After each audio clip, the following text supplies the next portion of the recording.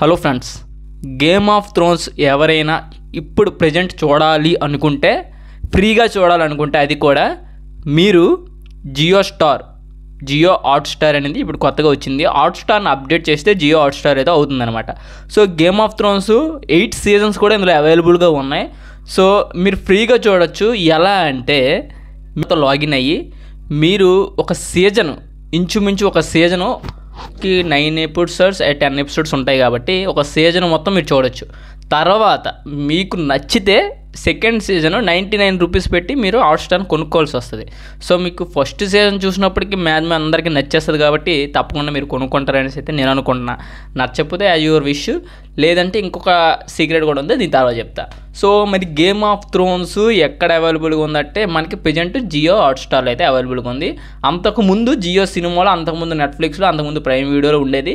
But ఇప్పుడైతే జియో హాట్స్టార్లో అయితే ఉంది. హాట్స్టార్ జియో హాట్స్టార్ని జియో వాడు కొనుక్కున్నాడు కాబట్టి జియో హాట్స్టార్ అయిందనమాట. సో మీరు తప్పకుండా చూడాలనుకుంటే గేమ్ ఆఫ్ థ్రోన్స్ చాలా చాలా బాగుంటుంది. 8 సీజన్స్. సో సీజన్ ఫస్ట్ అంటే సీజన్ 1 మీరు స్టార్టింగ్ నుంచి చూడాలి కాబట్టి ఎలా ఉంటుంది ఏంటి అనేది ఇప్పుడు నేను డిస్కస్ చేస్తా.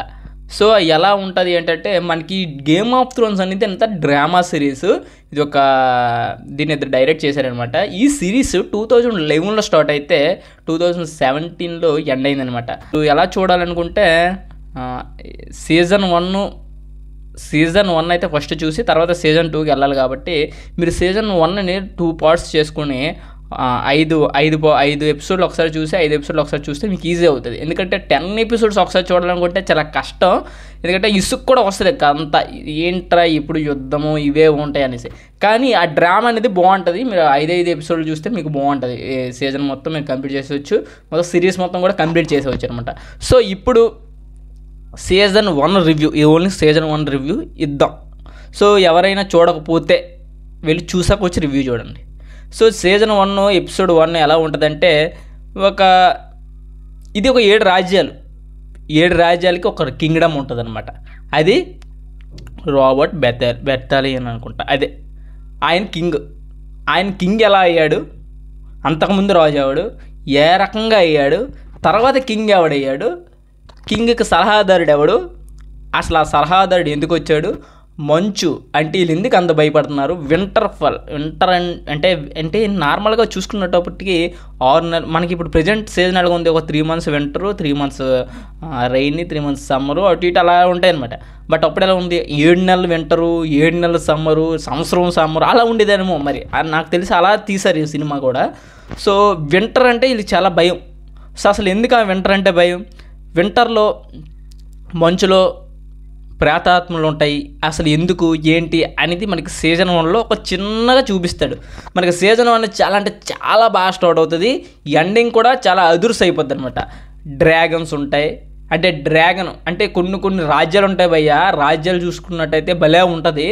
మనకి మెయిన్గా ఒక రాజ్యం మీద ఫోకస్ పెడతారనమాట. అది రాబర్ట్ రాజ్యం మీద థ్రోన్స్, ఇనుపు సింహాసనం ఎవడు కైవసం చేసుకుంటాడు అని దాని మీద ఈ మూవీని అంతా నడుస్తుంది అనమాట. ఈ టీవీ డ్రామా, ఈ సిరీస్ అంతా కూడా నడుస్తుంది.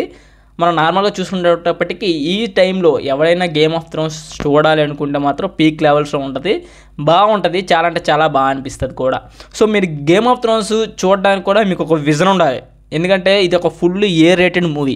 సో రేటెడ్ మూవీని మీరు ముందుగా ఎక్కించుకోవాలి మైండ్లో. ఓకే ఇలా ఉంటుంది సినిమా అంటే ఇలా ఉంటుంది, రియాలిటీ అంటే ఎలా ఉంటుంది, రాజులు అంటే ఎలా ఉంటాయి, యుద్ధాలు అంటే ఎలా ఉంటాయి, ఒక ఫైటింగ్ అనే ఇలా ఉంటుంది అని మీరు అనుకోవాలి. అంతేగాని ఇప్పుడు ఒక రాజు అరెస్ట్ అయితే, ఒక రాజు ఖైదీ అయితే ఆడు గోడలు బద్దలు కొట్టేసుకొని లేకపోతే ఆడిని కొట్టేసుకొని అంత సీన్ ఉండదు.